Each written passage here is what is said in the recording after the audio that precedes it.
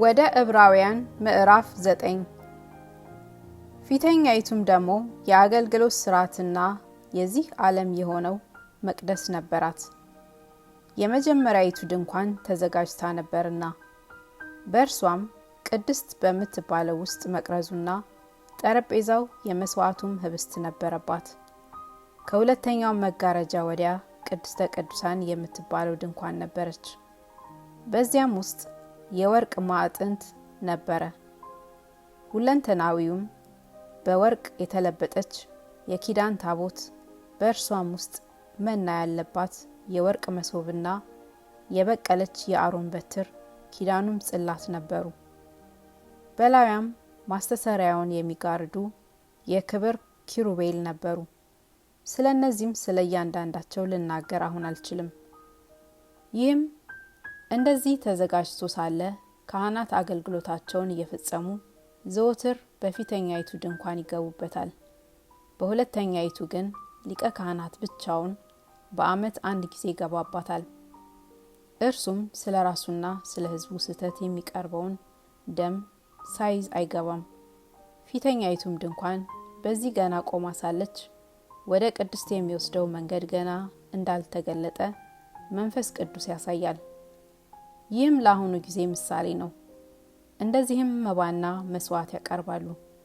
ስለዚህም እስከ መታደስ ዘመን ድረስ የተደረጉ ስለ ምግብና ስለ መጠጥም ስለ ልዩ ልዩ መታጠብም የሚሆኑ የሥጋ ሥርዓቶች ብቻ ናቸውና የሚያመልከውን በሕሊና ፍጹም ሊያደርጉት አይችሉም። ነገር ግን ክርስቶስ ይመጣ ዘንድ ላለው መልካም ነገር ሊቀ ካህናት ሆኖ በምትበልጠውና በምትሻለው በእጆችም ባልተሰራች ማለት ለዚህ ፍጥረት ባልሆነች ድንኳን የዘላለምን ቤዛነት አግኝቶ አንድ ጊዜ ፈጽሞ ወደ ቅድስት በገዛ ደሙ ገባ እንጂ በፍየሎችና በጥጆች ደም አይደለም።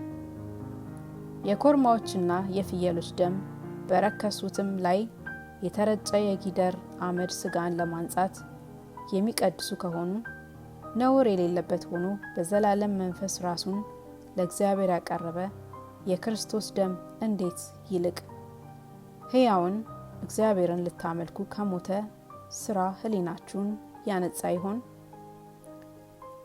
ስለዚህም የፊተኛው ኪዳን ሲጸና ሕግን የሚተላለፉትን የሚቤዥ ሞት ስለሆነ የተጠሩት የዘላለምን ርስት የተስፋ ቃል እንዲቀበሉ እርሱ የአዲስ ኪዳን መካከለኛ ነው። ኑዛዜ ያለ እንደሆነ የተናዘዙን ሞት ማርዳት የግድ ነውና ሰው ሲሞት ኑዛዜው ይጸናልና፣ ተናዛዡ በሕይወት ሲኖር ግን ከቶ አይጠቅምም። ስለዚህም ፊተኛው ኪዳን እንኳን ያለ ደም አልተመረቀም። ሙሴም ትእዛዝን ሁሉ እንደ ሕጉ ለሕዝቡ ሁሉ ከተናገረ በኋላ የጥጆችንና የፍየሎችን ደም ከውሃና ከቀይ የበግ ጠጉር ከሂሶጵም ጋር ይዞ እግዚአብሔር ያዘዛችሁ የኪዳን ደም ይህ ነው ብሎ በመጽሐፉና በሕዝቡ ሁሉ ላይ ረጨው። እንዲሁም በድንኳኒቱና በማገልገያው ዕቃ ሁሉ ደምን ረጨ። እንደ ሕጉም ከጥቂቶች በቀር ነገር ሁሉ በደም ይነጻል። ደምም ባይፈስ ስርየት የለም። እንግዲህ በሰማያት ያሉትን የሚመስለው ነገር በዚህ ሊነጻ እንጂ በሰማያት ያሉት ራሳቸው ከእርሱ ይልቅ በሚበልጥ መስዋዕት ሊነጹ የግድ ነበረ።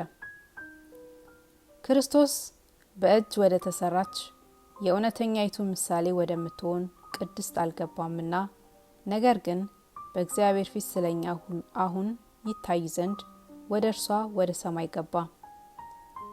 ሊቀ ካህናትም በየዓመቱ የሌላውን ደሞ ይዞ ወደ ቅድስት እንደሚገባ ራሱን ብዙ ጊዜ ሊያቀርብ አልገባም። እንዲህ ቢሆንስ ዓለም ከተፈጠረች ጀምሮ ብዙ ጊዜ መከራ ሊቀበል ባስፈለገው ነበር። አሁን ግን በዓለም ፍጻሜ ራሱን በመሰዋት ኃጢአትን ሊሽር አንድ ጊዜ ተገልጧል። ለሰዎችም አንድ ጊዜ መሞት ከእርሱ በኋላ ፍርድ እንደተመደበባቸው እንዲሁ ክርስቶስ ደግሞ የብዙዎችን ኃጢአት ሊሸከም አንድ ጊዜ ከተሰዋ በኋላ ያድናቸው ዘንድ ለሚጠባበቁት ሁለተኛ ጊዜ ያለ ኃጢአት ይታይላቸዋል።